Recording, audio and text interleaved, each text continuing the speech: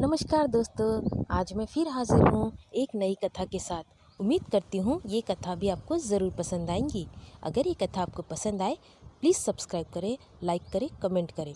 और हाँ दोस्तों, अगर मेरी कोई भी कथा आप पढ़ते हो, सुनते हो तो प्लीज़ सब्सक्राइब करना ना भूलें।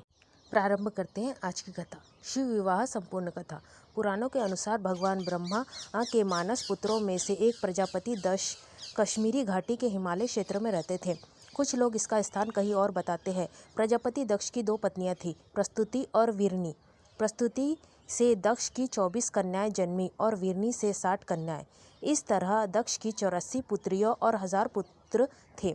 दक्ष की सभी पुत्रियों को किसी न किसी रूप में भारत में पूजा जाता है और सभी को माता दुर्गा से जोड़कर देखा जाता है।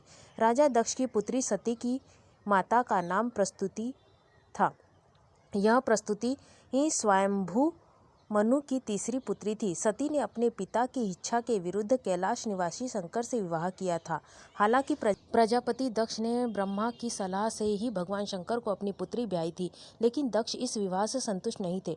दक्ष ने एक विराट यज्ञ का आयोजन किया, लेकिन उन्होंने अपने दामाद और पुत्री को यज्ञ में निमंत्रण नहीं भेजा। फिर भी सती अपने पिता के यज्ञ में पहुंच गई, लेकिन दक्ष के पुत्री के आने पर उपेक्षा का भाव प्रकट किया और शिव के विषय में सती के सामने ही अपमानजनक बातें कही। सती के लिए अपने पति के विषय में अपमानजनक बातें सुनना हृदय विदारक और घोर अपमानजनक था। यह सब वह बर्दाश्त नहीं कर पाई और इस अपमान की कुंठावश उन्होंने वही यज्ञ कुंड में कूदकर अपने प्राण त्याग दिए। सती को दर्द इस बात का भी था कि वह अपने पति के मना करने के बावजूद इस यज्ञ में चली आई और अपने 10 शक्तिशाली 10 महाविद्या रूप बनाकर डराकर पति शिव को इस बात के लिए विवश कर दिया था कि उन्हें सती को वहां जाने की आज्ञा देनी पड़ी। पति के प्रति खुद के द्वारा किए गए ऐसा व्यवहार और पिता द्वारा पति का किया गया अपमान सती बर्दाश्त नहीं कर पाई और यज्ञ कुंड में कूद गई। बस यही से सती के शक्ति बनने की कहानी शुरू होती है। दुखी हो गए शिव जब यह खबर सुनते ही शिव ने वीरभद्र को भेजा, जिसने दक्ष का सिर काट दिया और यज्ञ भूमि को तहस नहस कर दिया। बाद में दुखी होकर सती के जले हुए शरीर को शिव ने अपने सिर पर धारण कर तांडव नृत्य किया और धरती पर भ्रमण करने लगे। पृथ्वी समेत तीनों लोकों को व्याकुल देख कर भगवान विष्णु ने अपने सुदर्शन चक्र द्वारा सती के शरीर के टुकड़े करने शुरू कर दिए। शक्तिपीठ इस तरह सती के शरीर का जो हिस्सा और धारण किए आभूषण जहाँ जहाँ गिरे वहाँ वहाँ शक्तिपीठ अस्तित्व में आ गए। दक्ष के बाद सती ने हिमालय के राजा हिमवान और रानी मैनावती के यहाँ जन्म लिया। मैनावती और हिमवान को कोई कन्या नहीं थी, तो उन्होंने आदि शक्ति की प्रार्थना की। आदि शक्ति माता सती ने उन्हें उनके यहाँ कन्या के रूप में जन्म लेने का वरदान दिया। दोनों ने उस कन्या का नाम पार्वती रखा। पार्वती अर्थात पर्वतों की रानी। पार्वती को ही गौरी या महागौरी कहा जाता है। कुछ विद्वान मानते हैं कि उन्हें ही उमा कहा जाता है। इसी को गिरिजा, शैलपुत्री और पहाड़ों की रानी कहा जाता है। माता पार्वती ने ही शुंभ, निशुंभ, महिषासुर आदि असुरों का वध किया था और उनको ही नवदुर्गा के रूप में प्रतिष्ठित किया गया है। हालांकि आदि दुर्गा माता को बर ब्रह्मा सदाशिव की अर्धांगिनी के रूप में चित्रित किया गया है, जो ब्रह्मा, विष्णु और महेश के माता पिता है।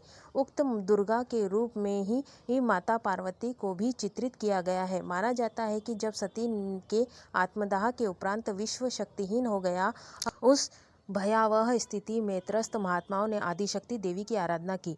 तारक नामक दैत्य सबको परास्त कर त्रैलोक्य पर एकाधिकार जमा चुका था। ब्रह्मा ने उसे शक्ति भी दी थी और यह भी कहा था कि शिव के औरस पुत्र के हाथों मारा जाएगा। शिव को शक्तिहीन और पत्नीहीन देखकर तारक आदि दैत्य प्रसन्न थे।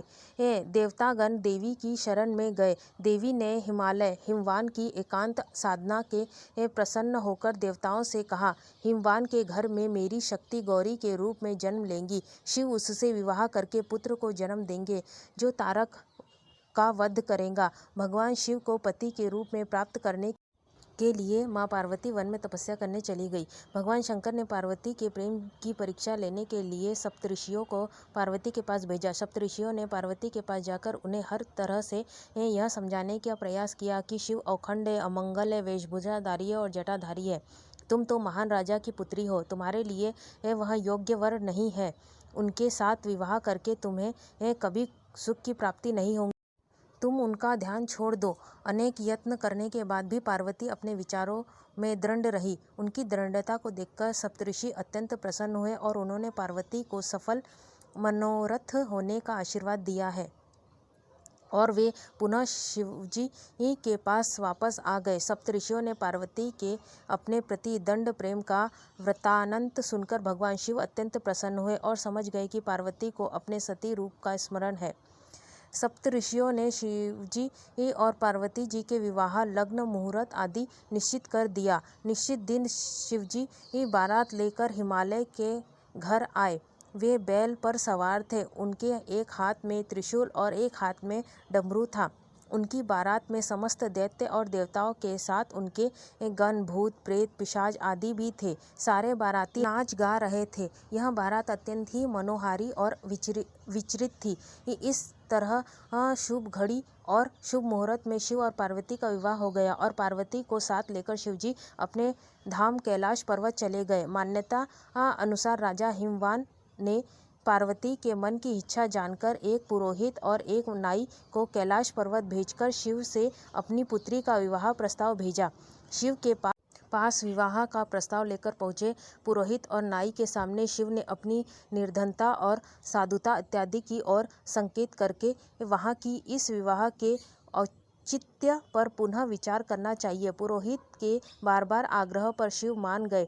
शिव ने पुरोहित और नाई को विभूति प्रदान की। नाई ने वह विभूति मार्ग में ही फेंकते हुए क्रोधित भाव से पुरोहित से कहा, बैल वाले अवधूत से राजकुमारी का विवाह पक्का कर आए हो तुम्हें कुछ तो सोचना था। नाई ने ऐसा ही कुछ जानकर राजा से कह सुनाया। पुरोहित का घर विभूति के कारण धन, धान्य, रत्न आदि से युक्त हो गया, लेकिन नाई को कुछ नहीं मिला। तब नाई को विभूति का राज पता चला और उसने पुरोहित से आधा धन देने का आग्रह किया। तब पुरोहित ने कहा कि इसके लिए तो तुम्हें शिव के पास ही जाना होगा। इधर नाई से शिव की दरिद्रता इत्यादि के विषय में सुनकर हिमवान राजा ने शिव के पास संदेश भिजवाया कि वह बारात में समस्त देवी देवताओं सहित पहुँचे। इसके पीछे का कारण था कि पता चल जाता कि शिव की शक्ति कितनी है। शिव हंस दिए और राजा के मिथ्याभिमान को नष्ट करने के लिए विवाह के पूर्व उन्हें अपनी माया दिखाई और उनके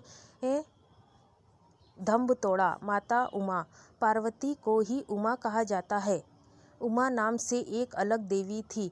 यह जानना जरूरी है कि देवी उमा को भूमि की देवी भी कहा जाता है। माँ उमा देवी दयालु और सरल हृदय की देवी है। आराधना करने पर वह जल्द ही प्रसन्न हो जाती है। उमा के साथ महेश्वर शब्द का उपयोग किया जाता है, अर्थात महेश और उमा हो सकता है कि जब शंकर जी महेश रूप में आए तब पार्वती भी उमा हो गई। कश्मीर में एक स्थान है उमा नगरी। यह नगरी अनंतनाग क्षेत्र के उत्तर में हिमालय में बसी है। यहाँ विराजमान है उमा देवी। भक्तों का ऐसा विश्वास है कि उमा देवी स्वयं यहाँ एक नदी के रूप में रहती है, जो औकार अर्थात संपूर्ण विश्व का आकार बताती है, जिसके साथ 5 झरने भी है। माना जाता है कि उमा देवी उत्तराखंड की थी। उत्तराखंड में चमोली जिले के कर्णप्रयाग नामक स्थान पर उनका एक पौराणिक मंदिर भी बना हुआ है। स्थानीय लोगों की मान्यता अनुसार डिमरी जाति के लोगों को उमा देवी के मायके वाला माना जाता है, जबकि कापरीपट्टी के शिव मंदिर को उनका ससुराल समझा जाता है। दोस्तों, ये कथा आपको पसंद आए तो प्लीज़ सब्सक्राइब करिएगा। ये कथा किताबों द्वारा और लोगों से बातचीत के द्वारा ही बनाई गई है। अगर इसमें कोई त्रुटि हो तो क्षमा करिएगा। नमस्कार।